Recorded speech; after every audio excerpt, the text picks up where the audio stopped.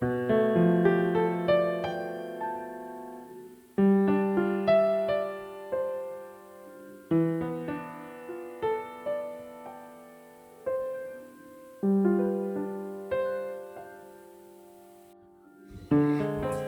as you can see it here, I pulled back,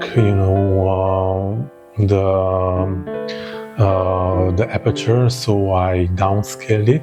So now the light is not blown out, and I want to check out this in post-production, how it is the image, and yeah, it still amazes me, this thing that the 3x2 with an anamorphic lens, we can de-squeeze it and we have kind of nice thing.